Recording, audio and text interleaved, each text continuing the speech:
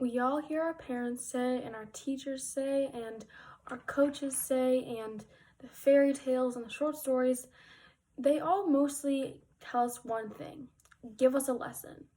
And that's not to lie, not to spread rumors, not to say things that aren't true to get to a certain place. So today, I'm going to be talking about the quote, "Get your facts first, then you can distort them how you please," by Mark Twain.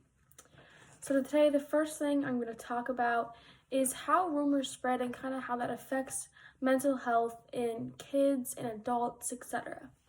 Next, I'm going to talk about fake news and how that sort of happens, how it spreads. And lastly, I'm going to talk about how we can avoid digging into fake news and believing it. So, to start off, rumors can be evil because when you hear a rumor, like in school or in your workplace or really anywhere in your life, it can really cause a big dent, a big obstacle in the road. To give you a couple examples, let's think of silly high school rumors, like Billy and Jessica, how they kissed, or how the English teacher on the fourth floor was racist, or things like that just tend to get out of hand really fast. Now, how does this sort of stuff happen? Usually it starts with a conversation where one person misinterprets what the other person was saying, and it leads to the whole school thinking they know something that is not true. It has all sort of people being convinced, thinking, "Oh, well, I have proof because I heard it from this one person," or, "Oh, I know I'm right because I was at the source." But really, what's actually happening is people are looking at the facts and distorting them how they want to see it. It could be for a plethora of reasons. It could be for attention. It could be just plainly to hurt others. There's a lot of unnecessary and silly reasons that people spread rumors.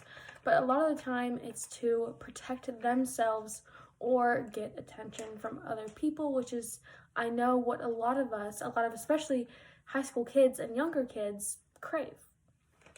Now, for my next point, I'm going to move on to something a little more serious, which is fake news. Now, we have seen a lot of fake news in these more recent years because of all the different news channels and how people tend to distort facts based on their own bias. So when people do something like that, fake news tends to spread. And this is not news that is just spreading through one school. This is fake news that is spreading across the whole world. Because now we have platforms like Twitter, Instagram, Snapchat, TikTok, Facebook. And because of all of those things, fake news can spread unimaginably fast across the whole world. So when one person decides they want to mess things up, they want to cause chaos in the world, they can post one thing and it can go viral by some chance, and now we got the whole world believing something that is simply untrue. This is a big problem in the US, and it has been for a while now, and this is not going to stop until we as people learn what to do about a situation like that and how to find a solution for it. So that brings me into my third point, which is how we can avoid kind of getting sucked in to fake news and kind of letting that take over. So one of the best things we can do, this is kind of, what we learn in English class, which is make sure that the source that you're getting your facts from is correct. That you're not on some random website where any random person can edit it, can put in whatever they want to say, whatever they want people to believe. So the first step is just making sure that where you're getting your source from is believable, is credible, etc. Now the next best thing is to make sure before you spread rumors that you know you have it right. And again, that means making sure your source is believable or credible. Now this doesn't have to be just for fake news, but it can also be for regular rumors, like in high schools. So the main lesson here is just make sure your source is reliable and make sure that who you are telling won't distort the facts. So today, we went over rumors and how they are spread.